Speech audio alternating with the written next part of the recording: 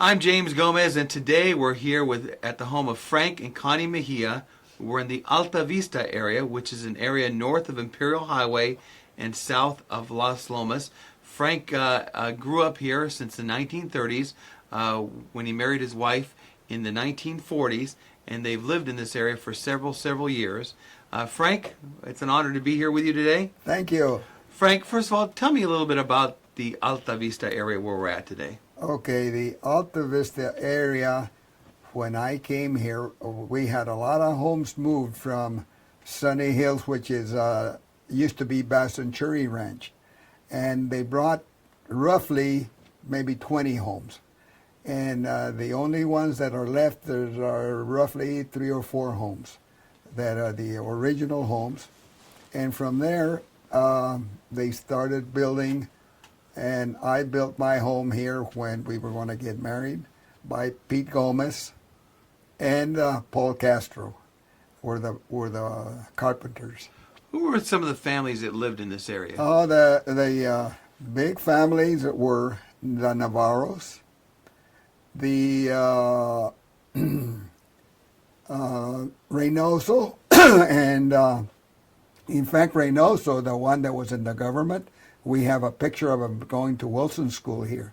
I'll show him to you. Don't let me forget, because I've got an asterisk on it. Reynoso went on to become a court justice. Yes. For the Supreme Court. Right. And he is here in one of our pictures. And his family grew up here with us, 2 Reynoso families, and they were supposedly related. Bruno Reynoso, they lived on the hill, or he passed away. And the other Reynosos live on top of the hill. And the Reynosos still live there, the family. Now, Frank, tell me about the early years in Alta Vista. What was life like here in the Alta Vista area? Life was very pleasant because as a child, we had orange groves on one side, we had walnut groves on the other side, and on the bottom of the hill we had a ditch where we could go fishing and we could go swimming. So it was very nice for us growing up in this area. What is your fondest memory of this area? My fondest memories as we were all like together, all the families. We were a group in California that this little place, we all stuck together. That was my fondest things. Now, who are some of the other people that grew up in this area here? The Vargas, the Aguilera, the Chacon, the Castro, Pena. We even had Frank. Frank was married to one of the richest women in California. It was a Yorba, and they lived in Hollywood.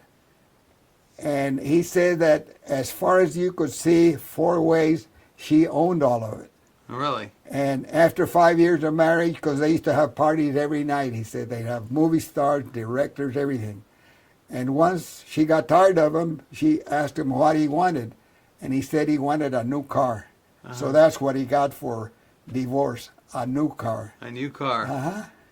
Now, in this area, there was a church that's been here for many years. Can you tell me about the Simpson Church? Miss Simpson, which I made a mistake one time at the city hall that we were having a meeting. I call her Mrs. Simpson. Uh-huh. She got up and she says, "Frank, will you please call me Miss Simpson?" Uh-huh. And she was like an angel to a lot of people here that liked her because she was a great person and she helped them in every way, in the school way, and the older parents would go and learn from her English, and it was just great. She was a great person. Now, Frank, your father used to work for the city of Los Angeles. Yes. And then he was laid off, and then he went on to work at the Bassanchuri Ranch. Right. Now, tell me about life on the Bassanchuri Ranch. Life on Bassanchuri Ranch was the same almost as here, but I was small then. I was roughly 5 years because I only started kindergarten there. And kindergarten was right behind what is now St. Jude. In fact, if you go by Bassanchuri and you see to the right, right behind St. Jude now, there's big trees, and that's where our grammar school was. They haven't built there for some reason.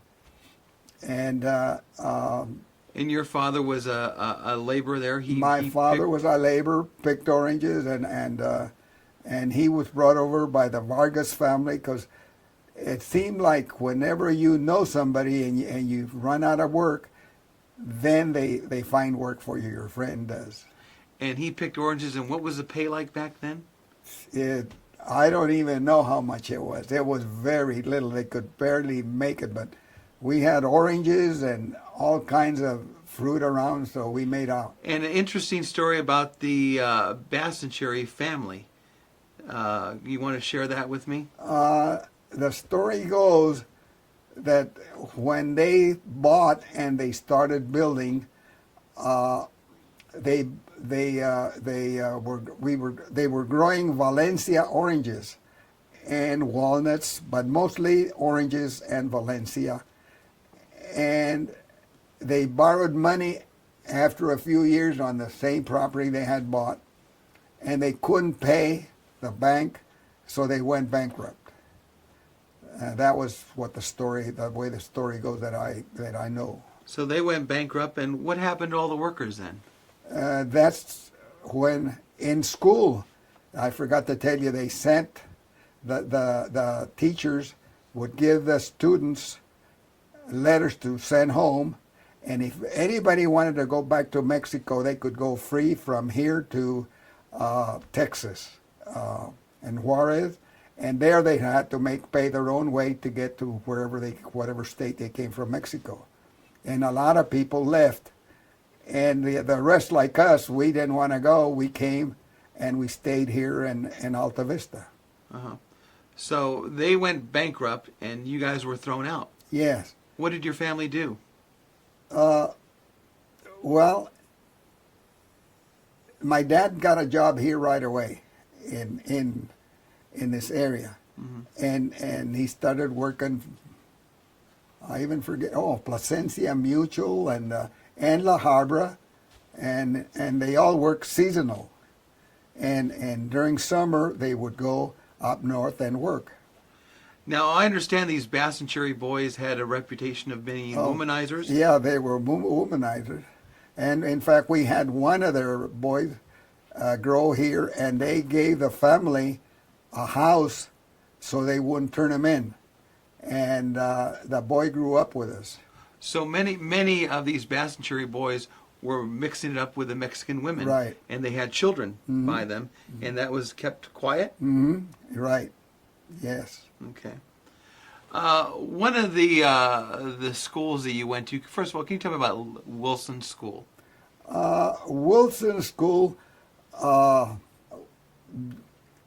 normally they went to 6th grade, and it was all a Mexican school. It was segregated. Segregated school. We did have one black later on, not when I was there, but later on, one black family that lived here did go to Wilson School. And but being young, I thought that's the way the schools were. You know, you just went where they said you would go, and you would go there. So I didn't see the difference between going to Wilson, going to Lincoln, going to Washington, and going to high school. The difference I saw that when I got, say, to Lincoln, there was Anglos that I became friends with, and I never felt discriminated. Okay. Even though our Wilson School was supposedly as far as I was concerned now, it was for discriminatory reasons. And but you personally never felt any discrimination? I personally never felt it that way. And you had very dear friends that you went to school with at Lincoln School? Yes, and I still do. Uh-huh. Like Bill Proud, I called him the other day. He lived up in Oregon or Washington. And you went to school with Esther Kramer? I went with Esther Kramer. And with Stan Kramer, I didn't know him that well, but we were in the same group running track. In fact, I have a picture of it. Yeah. So back in the Wilson School area, who were some of those classmates that you had at Wilson School? I had some of the Zunigas. In fact, Cel Zuniga is very sick right now. And all the Zuniga brothers were my friends. Mejia, Joe Mejia, Jess Mejia, Castro, Paul Castro, and Henry Barajas. He got killed in World War II, but he was one of my dear friends too. Loli Martinez, Bonnie Diaz. Tell me about the summer days in school. The summer days in school, we spent it here. We either went swimming at the holes or place they had, because in Brea you could only go swimming on Mondays, and all the other days when you're a kid you want to go swimming. So we'd find water holes where we could go swimming. Okay. And as I grew older, then I would go and be a caddy at the where Molina was. What's the name of it up on top of the hill on Hacienda Golf Course? Hacienda Golf Course, Hacienda Country Club. Yeah. Frank, back in the Wilson days, do you remember any of the teachers that were on staff there at the Wilson School? Right now, by name, I forgot, because you get older, you forget their names. Yes. But Miss Verdeen was a first grade, and Miss Matthews was a second grade, and third grade, I forget their name. What did you like most about Wilson School? I like my teachers, Mm-hmm. and I like. The only thing they used to make us do, you had to take a bath every day. We had a place that we took a bath every day. So they'd bring you in for the school day and you were forced to take a bath? You were forced to take a bath every day. Everybody had. We had a girls' building and we had a boys' building where everybody took a bath. You went to Lincoln School after that. I went to Lincoln School. And then you went to Washington School. And then everybody, of course, went to Fullerton High School. Right. Tell me about the days at Fullerton High School. At Fullerton High School at that time, it was very interesting because we got to meet other students coming from, say, Brea, from Buena Park, and some even from Anaheim, Fullerton, La Habra, and we got to know all each other. Even in years later, they recognized me. I went to a Chevrolet agency there in Fullerton one time, and I started to talk to a guy, and one guy hollers, "Frank Mejia." I turned around, it was a friend of mine from high school, and he had married a girl from La Habra. And it was very interesting to see after 30 years probably, or even 40 years later, they recognized me. And you were very active in track? In track. Okay. What other activities were you active in? I played track, and I played football, and I was in the swimming team. And the swimming team was very interesting because our coach, last name was Smith, and he was the coach at the what do you call it, where they have them, the world meets. They meet once every 4 years. The World Cup? The not the World Cup. Anyway, he was a great coach. Okay. The Olympics? In the Olympics. Okay. That's what I try to say. Okay. Yeah. Now, being at Fullerton High School, did you feel as a Mexican going to school there at Fullerton any discrimination? No, in Fullerton High School I didn't feel any discrimination. I don't think any of the boys felt it. It depended how you studied, how the teacher liked you. Like I took Latin, and Latin wasn't hard for me, and I thought at one time I wanted to be a doctor, but then I took Latin, I think 2 years, and then I took 1 year of Spanish, and I had no problem in Spanish because my parents made me speak Spanish when I was at home. And following your time at Fullerton, you decided to enlist in the military. No. When I was in Fullerton, Freddie Quesada got Joe Mejia, Paul Castro, Freddie Quesada, and me, to go to Cal Poly and San Luis Obispo. There, the government sponsored a school system, and it was only for boys at that time. Okay. We didn't have any girls in college at that time, and I took welding, and the teacher there looked at us and he says, "You boys are too young to be taking welding." And I said, "Well, we want to go and work in the shipyard for the government, Yeah. you know." He said, "But look at me." He said, "I'm only in my 40s and I'm almost blind." He said, "You shouldn't stay in welding." But we completed our welding, and you could take electronics, and you could take carpentry.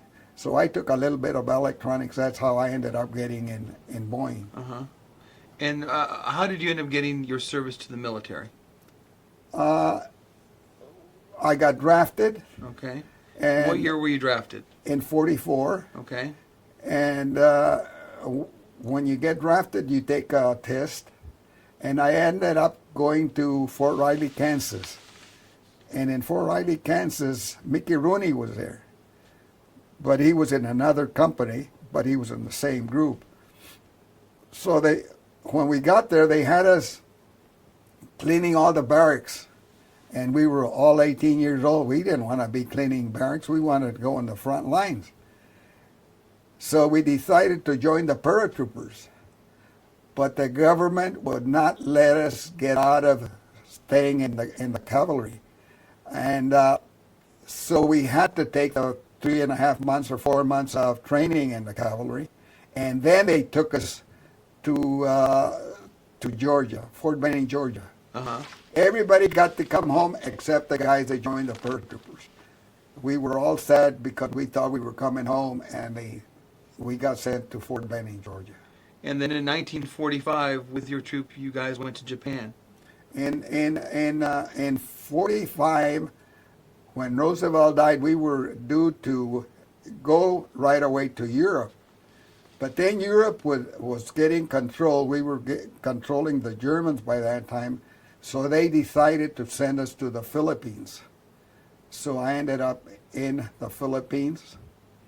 And then we went, and then the war was still on.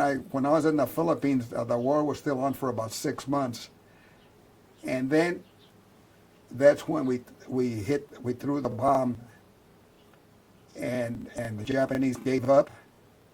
And we went to Okinawa, but we were supposed to go straight into Japan, but MacArthur hadn't been there yet. Mm-hmm. So they made us go to Okinawa for a few weeks to wait to MacArthur to get there. And I think I ended up getting there before MacArthur. I have a little slip there that says that I was there before. In fact, let's stop tape real quick. And then, weren't you? Okay, here I have a copy. When I landed in Japan, it was in August 30, 1945. And that was before. That was before MacArthur got there. MacArthur got there a few days later. I forget I only go by the newspaper when he got there. When we got there, the only people that were there guiding us were the Australian, and I forget what they call them. And they guided us. Well, the first night we had to sleep under the wings of the airplane that we got in. And the following day they put us into the trucks, and we drove into Tokyo, and Tokyo was completely demolished. You have to see it. There was nobody there. All the people were afraid of us because they had said we were very mean, especially the airborne. So the men and women were up in the hills.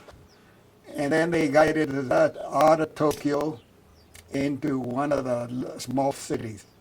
And there we were there for a couple of months, and then they sent us out to Sendai. Sendai is about roughly 120 miles north of Tokyo. Frank, what was the most difficult part about serving your country? Well, we were young, and I loved being in the service for the 2 years. But they tried to get me to re-enlist, and I wouldn't re-enlist. Were you actively involved in combat? We were, and I was supposedly in combat in the Philippines, Yes. but very, very short, because the war was ending and we had everybody running. The Japanese were surrounding. And what are you most Surrendering. proud? And what are you most proud of in regard to your military service? That I served my country, and I think everybody should serve the country in one way or another. If you could do anything different in the military, what would you do differently? I think I would have graduated from college, so I would have been an officer. I wish I could have been an officer. So you came back from the military, and then you went on to go work for Boeing Aircraft. No, when I came from the military, that was one of the things that the officers were telling me when they tried to get me to re-enlist, that there wasn't any work for any of the soldiers coming home. So when I got home, there wasn't any work for anybody. So my oldest brother and I, he had come back from Africa as an MP, and he says, well, why don't we get together with our parents that are going up north, and we'll find out how they do it up north, picking grapes and walnuts and so forth. So we ended up going with our parents, and we didn't want our parents to give us any money, but they did. My dad was always very fair, and he said, no. He said, you're going to get paid for going over there. So we ended up going over there and coming back. There was work in the packing houses here in La Habra, which was owned by the Red Camp. And there was 7 of us that we were all veterans working that had come home, and we were working there at the packing house. And I'm the only one still alive. All the other ones are dead. And you bought a gas station after the war on Hazel Street and La Habra Boulevard. From Jess Flores. Okay. And tell me about your time there running the gas station. That, to me, that was the worst thing I think I could have done in my life. Primarily, my brother Ruben was working for Jess Flores part-time, and he kept telling me about all the money they were making. Well, poor Jess never made any money, but he sold it to me, and when I got it, I realized I had made a mistake. But being that I wanted my sons to learn something about mechanical, I figured it would pay off. And they hated working at the gas station, and my wife was my secretary. Yeah. And it was very rough because the time off I'd get from work, I'd be working at the gas station. And how many years did you own the gas station? Roughly how many years, Connie? 30 years? Yeah, at least he did it. At least 30 years we Yeah. had it. You along with your brother? Uzo. Well, I gave it to Kundo for the last 4 years. Uh-huh. And he found out, he thought I was making money too, and he found out that he couldn't make any money. Yeah. So he gave it up.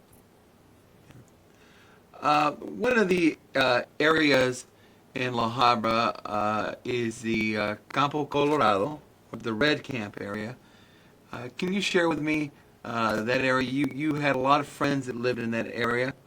And can you share those thoughts with me? Yes, the Red Camp, well, all of the boys and girls that live at the Red Camp I knew because we went to school together. The other thing is they had a big building that Mr. Figueroa was a teacher in Mexico at one time, and he would teach us during the summer anybody that wanted to attend, and I was one of them. He gave us a history, the states of Mexico, the Indians that live there, and the territories, and he gave us a class about Mexico that you wanted to learn, and it was very interesting to me. And other people there would go and take a bath at that place. It was like a big hall with a bathhouse in there. Now, the Red Camp area, it was separated into different camps, A, B, and C? No, A, B, and C was just separated by the streets. Okay. And the say A was one road with a line of homes in the north and a line of homes in the south, and then you'd go to the B, and there was the home of the lady that ran the place, that took care of the place, her and her husband. Plus they had the big hall. Plus still they had on B side, north side, and C side, south side. B north one and south was the part of B, and then you go into the other street was C. That was set up the same way. And these were families that primarily worked in the fields and picking. They all worked on the fields working for that company. Who were some of the families that grew up in that area? The Zunigas, the Barajas, the Diaz, the Quesadas, the Lunas, the Gomez, a lot of people. I can go on and on. Yeah. And the area, they had this great big bathhouse, and they all shared the bath. Some for boys or men, and the other one for women. Share a little bit more about the Red Camp area. In that area, there was also a bar? No. Outside that area? No, in the Red Camp, they didn't have a bar. In the Red Camp, it was on the C area, close to Fifth Street. Yeah. They used to have... Right near Fifth, which is now McPherson area, there was a bar there.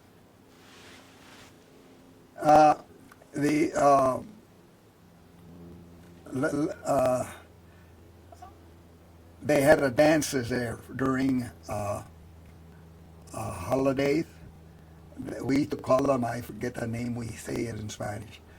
But it was under the trees. Remember the Guzmans had a store right next to it? Okay. And in that area was very nice because it was for Christmas, for the 5th of May, for 16th of September. They always held dances there. And then on 5th Street, up the hill, they had a bar, which was the Mary's Bar. They used to call her Mary Fat. I don't know why, but that was her nickname. And then there was a store right next to it. And then if you go to the bottom of the hill, they had the Veracruzano Bar. And then they had another bar on the corner. That's the street that if you come from where your grandpa lives, and not that it ends, but it starts going uphill. There's a road that goes north and south. Yes. Right on the south street, I forget the last names right now, but they had another bar. So there's 2 bars. And then if you go on 4th Street, that's where your grandparents lived, and you go up the hill, they had a pool hall. And they had a store that was controlled by Raymond Mejia. Not only by Raymond, but all the people that lived there were a group that belonged to it. And they could buy food there. He'd buy it wholesale, and that's the way they could buy food cheaper than they could go downtown or whatever. Now, Frank, somebody who may not know the Red Camp area, how would you describe the Red Camp area to somebody who's never been there or has never heard about it? Okay, I would say, well, we used to have what they call a Campo Colorado, and it had 3 streets. A lot of people didn't know it by A, B, and C, only the people that lived there, because they named it that way so they would know automatically where to go. And they had them numbered by numbers, 1, 2 through 70, say. And in the center street, I would say they had a big building where they had the bath and they had schooling, the way I explained. And they had this lady that ran the place. And the buildings were all made out of wood, and the Red Camp was red. All the homes were colored, painted red, so you couldn't miss it. So by no means was this a rich area. It was really the It poor was area. all working people, everybody, 4th, 5th, Red Camp. They all work in the same line of work. And back at that time, did people know each other? Everybody there, they were like we were here, all together. Everybody was together. Oh yes, everybody knew everybody else's business, where they went to work, where they drank, who they married, Uh-huh. and a lot of relatives. The Gomez, your family was one of the bigger ones. Molina was one of the bigger ones. I think that's one of the biggest ones in the Luna. Luna, Gomez, Mejia were the biggest families. And life was simple. They used to socialize with each other back then. Yes, that's how we would socialize. We knew about dances in Anaheim and other places, but mostly we socialized in La Habra. Tell me about any areas you crossed over. Was the area of the First Catholic Church on Hillcrest? Uh, I don't understand what you're asking. Outside of the camp area, there was a church built there, which was one of the first Catholic church where you got married. Uh-huh. And can you share a little bit of the history there?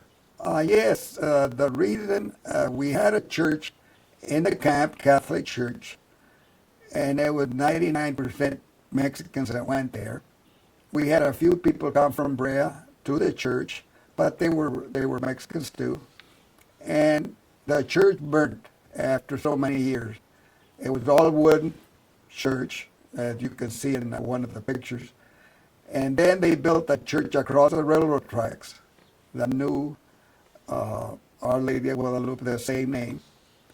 And there we were the first couple to get married there.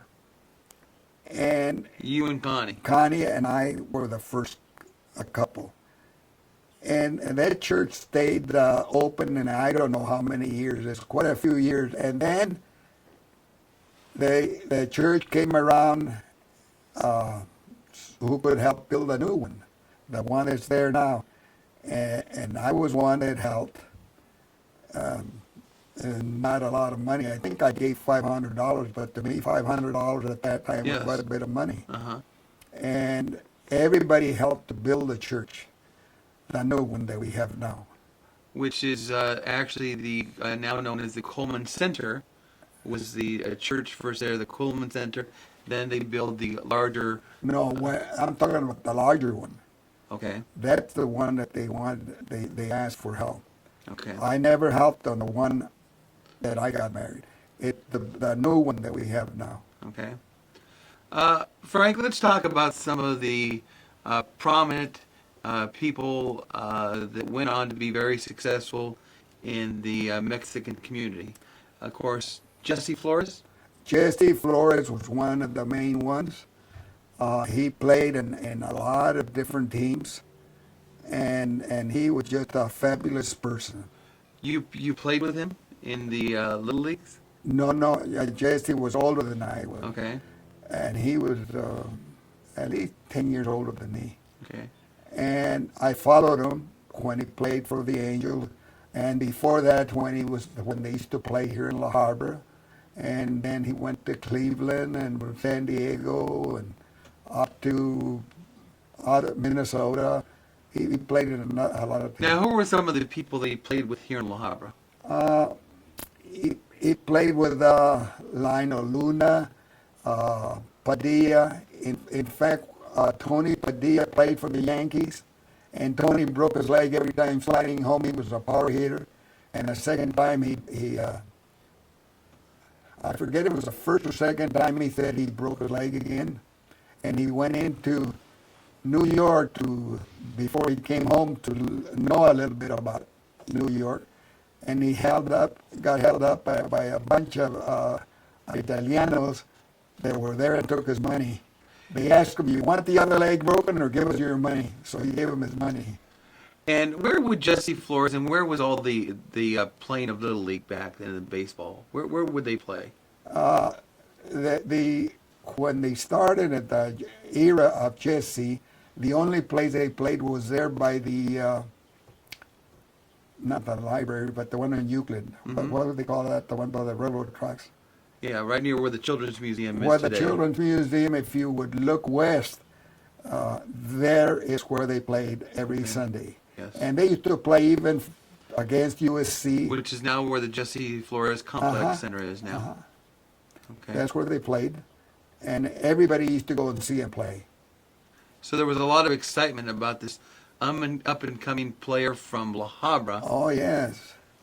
and he went on later on to become a scout. Yeah, a great scout. He was there's very few people in the world that have the savvy that Jesse Flores had, and I think his sons got the same thing from him, Jesse and Steve, because Steve is still a scout for the Rangers, and he can look at a player, and right away he knows if he has a chance of making it or not. He can tell by the way he runs, by the way he swings, by the way he moves infield, if he's an infielder, or if he's a catcher, or if he's an outfielder. And that is something that you don't learn. You just have that instinct to know those kind of things. Frank, another one of the people who made a name for themselves here in La Habra is Louis Zuniga. Louis Zuniga was a very dear friend of mine, and we were together toward the end of his life. In fact, we used to hang around together. And we were both paratroopers. And that incident that he had when he got killed, I got hurt that day. In fact, I was going to work because we were going to bury him. And going to work, at that time I could set on my own time to work, and I could work all the hours I wanted. So I figured I'd go in at 5 o'clock in the morning, and going here on Walnut and Imperial, it was very foggy, and I had an accident there. But I still went to see Louis get buried. Now, Louis was a first Mexican council member in La Habra. Yes, we had a lot of problems. One of the biggest problems that Louis had, and we all got together and we had a meeting in the city council in the front, was that at that era, the councilman would take turns on being the mayor. And when it came to Louis' time, they said he didn't have enough experience. They wouldn't make him a mayor because he was Mexican, and that's what we figured. So they didn't realize that he would become a councilman again. He got voted in again, and they gave him the same answer, that he didn't have enough experience to be a mayor. And Louis was very intelligent, because in my line of work, he was not a planner. He used to work making. Anyway, he was very, very smart at work, plus in the city council too. Now, tell me, how did he become a council member? Tell me about those days of him working to become that position on the city council. Well, the way that we did it, The Hispanic community rallied behind him, and we got him in. yeah. We went around trying to get everybody to vote, and that's the only way we thought he could get in, and we did. We made it. He later on went on to work for the Employment Development Department and died very tragically. Can you share that story with me? Louis, prior to that, he had President Kennedy gave him some kind of award, and I forget exactly what it was. But then when he was working for the unemployment office was having problems all over. And Louis was a troubleshooter, and he had the authority to fire. So he started in Whittier, and in Whittier he got it corrected. Then he came to Fullerton, and he got that corrected, and then he went to Garden Grove. And in Garden Grove, he was going to fire whoever ran the place, and a person couldn't take it, came in and shot him the next morning and killed him. Shot him dead and killed him. Shot him and killed him, and then he killed himself.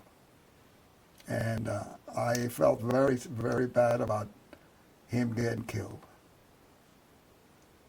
One of the other people that went on to do very, very well is Cruz Reynoso. Cruz Reynoso lived here with us. In fact, we have a picture of him being in Wilson School.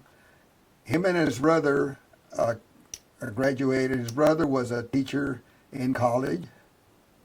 Amado was his name, or is his name. He's still alive. And Cruz became, what was the name that he became? Supreme Court Justice. Supreme Court Justice in Sacramento. And one day we were together, Amado, Cruz, and I got invited to a wedding. And we were speaking Spanish, and his dad went in, and he looked.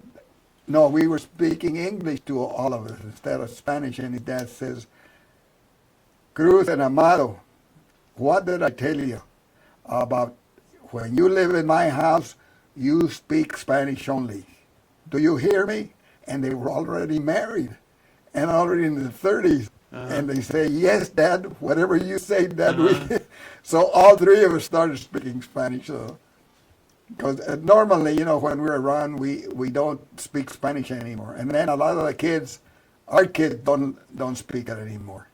In fact, it was funny because Ruben's kid, my son, he was sick here a few weeks ago or months in St. Jude Hospital.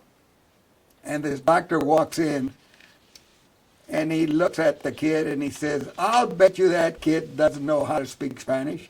But he was speaking Spanish. The doctor, Anglo doctor, was speaking fluent Spanish. Yes. And I started laughing because I was sitting like this. And I said, Doc, where are you from? He said, well, I studied in Mexico City to become a doctor because it's easier. He said, and I'm a USC fan, and I know you guys are UCLA fans. Oh, really? Okay. And that was really funny. Frank, who else do you remember back that did well from the Hispanic community? Well, there was Tony Chacon did very well. He was an engineer. And there was Tony Chacon went on to live on Hazel Street. Yes. And his son now, his name is Frank Chacon. He's up north. He's a chief of fire department. Yeah.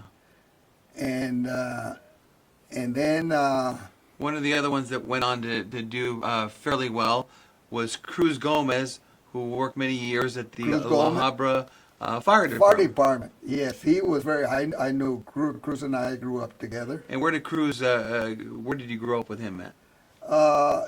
Going to school and hanging around together when we went to dances, and we just knew each other really well. Okay. And the other one, they got the Valencia. He became a doctor. Now, which Valencia was that? Melesio. Okay. Melesio, Valencia. And our boys were teachers, but they didn't like teaching. Frankie, because they didn't pay him enough money. So Frank became real estate, and he's got a whole bunch of ATM machines.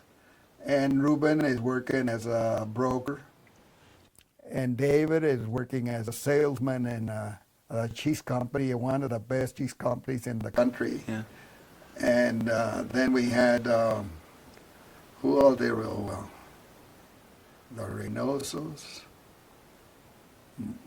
Chacon, Navarro. Well, Ed Navarro went to Mexico City to become a painter under Diego Rivera, and he was teaching in private schools over there.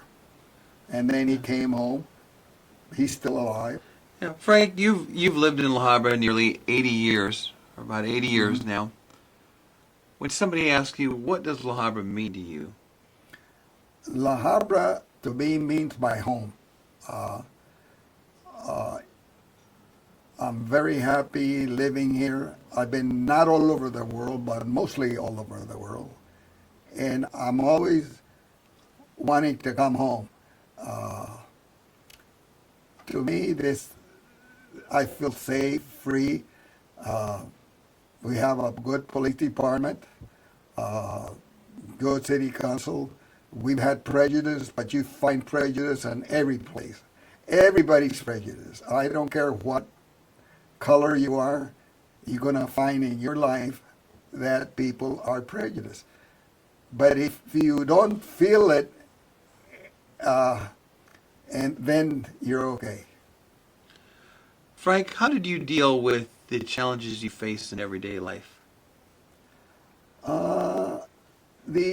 The way I deal about it, in a lot of instances, I figure whoever is talking is not smart enough. It doesn't know enough about the world. And then I try to get away and just go to a different avenue. Now, sometimes I might get very upset for different reasons, and I try to keep it inside of me. Frank, what are you most proud of in life? Serving my country, being there when Roosevelt died, because I thought Roosevelt was a great person. You participated in this funeral services. Yes. Tell me about that. No, it wasn't the services. It was what they did. They woke us up at Fort Benning, Yeah. and we thought we were being attacked. But they said, no, we're not being attacked. The president just died. Uh-huh. So all of you get ready, get your weapons, and they put us in trucks, and they drove us up to Warren Street, Georgia, where he died. And they lined us up from what they call the imitation of a White House, which is on a hill, and it's a dirt road coming down to where the train station is. And it was all very poor down below. And so I used to think about how this dirt road used to be, dirt. And I said, well, if the president had a dirt road, why can't we have a dirt road? Uh-huh. And we put him into the train, and then he went into Washington. Frank, share something with me about you that maybe you haven't told anybody or we would find fascinating about you. One of the things that was fascinating was when we were going through jump school. And one of the boys was the one had a car. So we wanted him to graduate with us This was with the airborne. in the airborne. Okay. And when he got in the airplane, he froze on the door. So I asked the jump master, I says, look, I said, I told him what the problem was, or he knew the problem. He says, why don't you go around it? Because by that time, if you don't jump at the right place, you're going to land in the wrong zone. So he did it. He went around, and he says, Frank, he says, he's going to get real strong. So you put your knee in his back, and I'll put my knee on your back, and we'll push him through.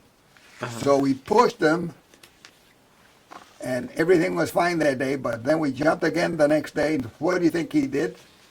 He opened up his parachute in the plane, so then we couldn't push him out. So then they kicked him out of the airborne, and they shipped him overseas right away. Frank, as a child growing up, who had the biggest impression in your life? Who had the biggest influence on your life? My mother. My mother was the one that was home all the time, taking care of all us kids. And in what way? In cleaning, in doing chores, in being respectful. My mother was the main one. Yeah. My father would go to work every day, so I didn't get to see my father would come in real tired. And Who do you admire most in life? my mother. Your mother? Yes. Yeah. So you were very, very, very close to your mom. I think all of us were. Frank, do you have a favorite football team and baseball team?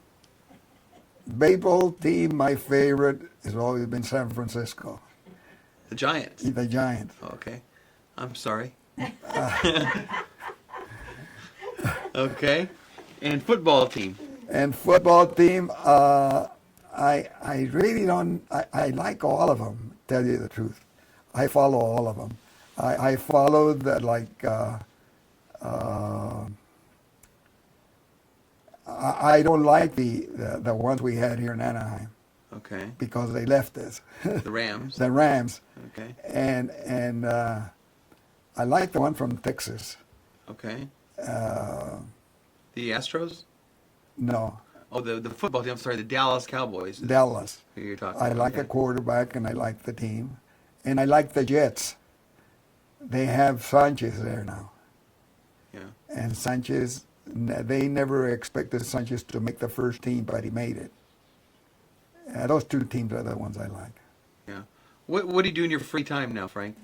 We go every day. We go out to different restaurants. We've hit at least 400 of them, Okay. and that's what we do, and see baseball. Like Sunday, we went to see my nephew is playing for Long Beach State. He's a pitcher, and we had Frankie graduated from Long Beach State, and we had other two or three nephews that graduated and nieces and granddaughters.